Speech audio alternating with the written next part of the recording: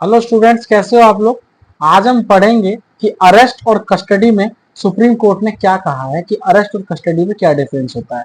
लोगों को ये समझ में नहीं आता कि अरेस्ट क्या होता है, कस्टडी क्या होता है।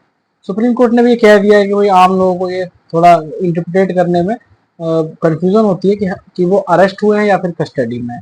ठीक है, इसका बेनिफिट भी कोर्ट ने दिया। अब देखो क्या होता है, state of Haryana versus Dinesh Kumar, जिसके अंदर ये बताया गया कि हाउ अरेस्ट मेड। अब हाउ अरेस्ट मेड यानी अरेस्ट किसे कहेंगे। किसी भी जगह पे करेक्टली अरेस्ट का जो है डिफाइन नहीं किया गया है, चाहे वो सीआरपीसी था यानी बीएनएसएस है या फिर आईपीसी यानी बीएनएस है आज की डेट में।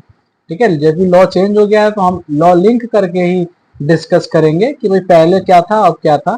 हालांकि बहुत सारी चीजें सेम है, सो दैट कि मैं यहाँ पे बता रहा हूँ आपको कि अरेस्ट के बारे में अगर हम बात करें तो 46 सेक्शन नंबर सीआरपीसी का और बीएनएसएस का सेक्शन नंबर 43 बात करता है हाउ अरेस्ट में। ठीक है, अब देखो क्या होता है कि इस केस में क्या होता है कि भाई दिनेश कुमार होता है। ठीक है, अब जैसे कि आप देख रहे हो यहाँ पे, ठीक है, दिनेश कुमार है ये।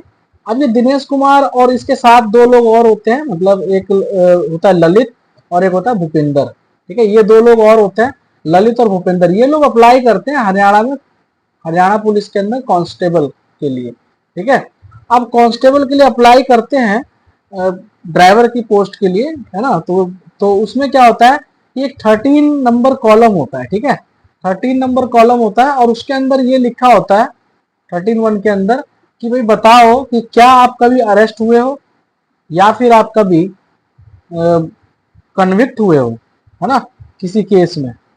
तो ये क्या करते हैं, दोनों लोग, तीनों लोग जो है नो भर देते हैं उसके अंदर। क्या देते हैं, no, we have never been arrested और नॉर बीन कन्विक्टेड, है ना, हम कभी कन्विक्ट ही नहीं हुए और ना कभी अरेस्ट। अब इनका भाई आगे चल के जब फॉर्म पहुंचता है, आगे चल के जब फॉर्म पहुंचता है कहाँ पे, हरियाणा पुलिस के पास, तो डीजीपी यानी director general of police of Haryana वो क्या करता है, इन सबका फॉर्म जो है रिजेक्ट कर देता है।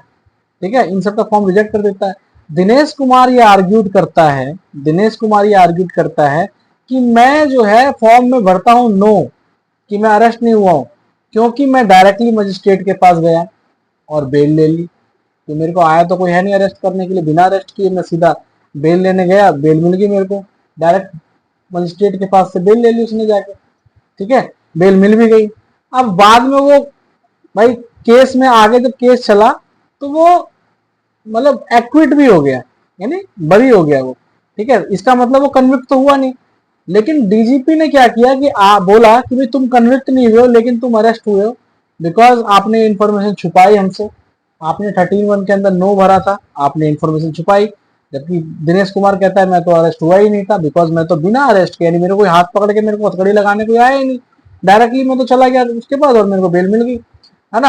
अब हाई कोर्ट ने बोला कि हाँ बिल्कुल सही बात है, दिनेश कुमार सही कह रहा है। हाई कोर्ट जब पहुंचती है बात तो हाई कोर्ट में कहता है कि दिनेश कुमार बिल्कुल सही कह रहा है ना, यानी कि ये अरेस्ट तो हुआ ही नहीं, बेल मिल गई इसको डायरेक्टली।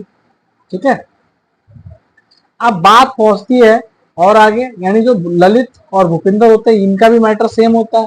भाई इनका भी मैटर सेम होता है, मजिस्ट्रेट से ये लोग ले लेते हैं बेल, है ना।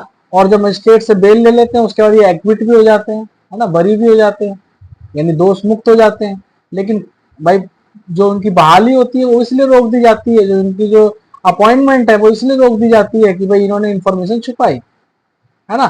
अब इंफॉर्मेशन छुपाई कि भाई वो कस्टडी में थे, अरेस्ट में थे, अब इतना क्या पता उनको, है ना। सुप्रीम कोर्ट ने बोला आगे चल के, जब सुप्रीम कोर्ट मैटर पहुंचा, जब मैटर पहुंचा सुप्रीम कोर्ट, इसका जो मैटर है वो पहुंचा सुप्रीम कोर्ट, है ना।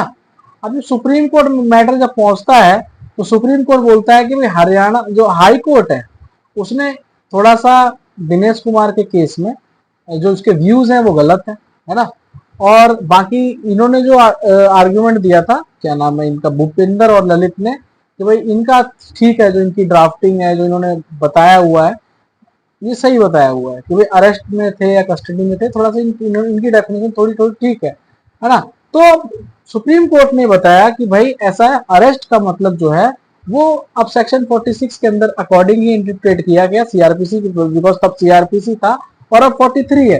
कि भाई जब तक कि बॉडी पे हाथ ना लगा के बॉडी को, है ना, और उसको सामने वाले को पता ना चल जाए कि वो अरेस्टेड है ना, in the way of in the sense कि भाई वो अरेस्ट है, ये पता चल जाता है, उसको ले जाते हैं, रिस्ट्रिक्शन लग जाती है उसके ऊपर, कहीं जा नहीं सकता है, अरेस्टेड रहता है वो, है ना, तो ये हो जाता है अरेस्ट, ठीक है। लेकिन कस्टडी फिर क्या है? कस्टडी वो है कि भाई जहां पर आप नॉर्मली जाते हो, है ना, जैसे कि जुडिशियल कस्टडी, है ना, जुडिशियल कस्टडी में क्या होता है, अब जैसे ये व्यक्ति जो है दिनेश कुमार, ये जाता है कोर्ट और वहां बेल लेता है, तो वहां बेल का मतलब यहाँ पे है कि वो खुद जाता है वहां पे और एक तरह से कस्टडी में चला जाता है, खुद से कस्टडी में चला जाता, बिकॉज कोर्ट ने कहा बिना कस्टडी में गए बेल के लिए नहीं ले सकते आप, है ना, तो कस्टडी में गए, वहां उनसे जो भी है पूछताछ जो भी हुई होगी, ठीक है, तो कस्टडी वो चीज होती है, ठीक है, कि वहां गए और पूछताछ हुई और वहां से उसको बेल मिली, अरेस्ट नहीं हुआ वो। तो सुप्रीम कोर्ट ने बोला कि भाई दिनेश कुमार और ये आपका ललित और भूपेंद्र तीनों को क्या कर दिया, वो कर दिया, क्या कहते हैं, इनकी बात सही बोली, बोला कि भाई इनको रेमेडी मिली कि भाई इनको डेफिनेशन नहीं पता होती है कॉमन मैन को, ले मैन कैन नेवर इंटरप्रिटेट में मे बी नॉट इंटरप्रिटेट, है ना, कि भाई वो अरेस्ट हुआ है या कस्टडी में है, ठीक है, इस वजह से वो इनको एक रेमेडी प्रोवाइड की गई और बोला गया कि भाई इनकी जो अपॉइंटमेंट है वो स्टार्ट की जाए, मतलब दे दी जाए इनको, और इनकी सैलरी जो है वो जजमेंट के बाद से स्टार्ट की जाए, ये नहीं कि अपॉइंटमेंट की डेट से स्टार्टिंग में, ठीक है। तो ये चीज थोड़ी रेमेडी इनको मिल गई है।